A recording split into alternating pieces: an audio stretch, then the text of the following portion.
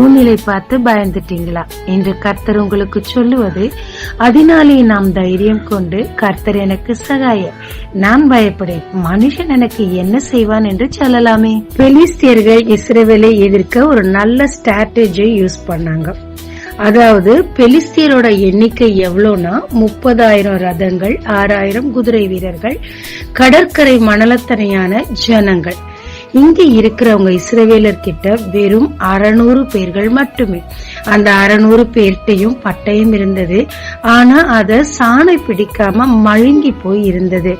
அங்கு கொல்லர்கள் இல்லாதபடிக்கு அதை ஷார்ப் பண்ணப்படாதபடிக்கு பார்த்து கொண்டாங்க.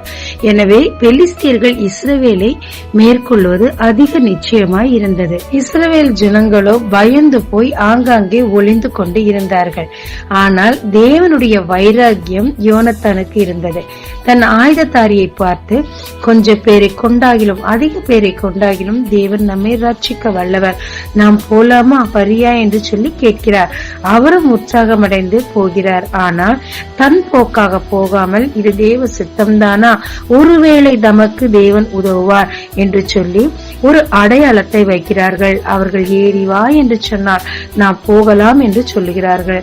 அவர்களும் ஏறி வா என்று சொன்ன போது கர்த்தர் அவர்களை நம் கையில் ஒப்பு கொடுத்து விட்டார் என்று சொல்லி முழு நம்பிக்கையோடு அறிக்கை செய்து யுத்தத்திற்கு சென்று முதலாக வெறும் 20 பேரை மட்டும்தான் வெட்டினார்கள். உடனடியாக தேவனுடைய பயங்கரம் அங்கே ஏற்பட்டு பூமி அதிர்வு, திகில், பயம் எல்லாம் ஏற்பட்டதும் அல்லாமல் ஒருவரை ஒருவர் வெட்டி கொண்டு விழுந்து போனார்கள். இதை கேள்விப்பட்ட சவுலும் அவன் சேனையும் கூட சேர்ந்து சென்று அவர்களோடு யுத்தம் செய்து பெலிஸ்தியரை ஜெயித்தார்கள். யோனத்தானின் தைரியம் தான் என்ன? கொஞ்ச பேரை கொண்டாயிலும் தேவனால் ரட்சிக்க முடியும் என்று நம்பினார். தேவன் நம் பட்சத்தில் இருந்தால் மட்டும் போதுமா, இருக்கிறாரா என்று சோதனை செய்து பார்த்து கொண்டார். அவர் நினைத்தபடி தேவன் அவர் பட்சமாய் இருந்து 2 பேரை கொண்டு ஒரே ஒரு ஸ்டெப் தான் எடுத்து வச்சாங்க. 20 பேரை கொண்டாங்க. மீதியை கர்த்தர் பார்த்து கொண்டார். யுத்தம் கர்த்தர் செய்து இவர்களுக்கு பெரிய ஜெயத்தை கொடுத்தார். ஆமாங்க, சத்துருக்களை பார்த்து, சூழ்நிலை பார்த்து, கடனை பார்த்து பயப்படுறீங்களா?